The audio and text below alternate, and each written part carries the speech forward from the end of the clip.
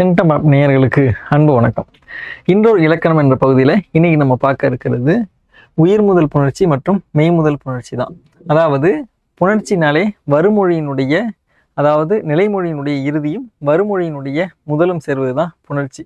அந்த வகையில் வருமொழியில் எந்தெந்த எழுத்து இருக்குங்கிறத வச்சு நம்ம என்ன சொல்கிறோன்னா உயிர் முதல் புணர்ச்சினும் மெய் முதல் புணர்ச்சி அப்படிங்கிற மாதிரி ரெண்டு வகையாக சொல்கிறோம். அதாவது ஒன்றும் கிடையாது, வருமொழியினுடைய முதல் எழுத்தாக உயிரெழுத்து இருந்துச்சுன்னா அது உயிர் முதல் புணர்ச்சி, வருமொழியினுடைய முதல் எழுத்தா மெய் இருந்துச்சுன்னா அது மெய் முதல் புணர்ச்சி. இதுக்கு எடுத்துக்காட்டு பாருங்க, பொன் கூட்டல் உண்டு.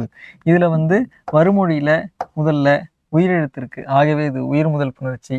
அதே இங்கே பாருங்க, பொன் கூட்டல் சிலையில சீன்னு இருக்கு, இச்சி கூட்டல் ஈ தான் சி, ஆகவே இந்த இடத்துல முதல்ல இருக்கிறது இச்சி, அது ஒரு மெய்யெழுத்து, ஆகவே இது மெய் முதல் புணர்ச்சி ஆகும்.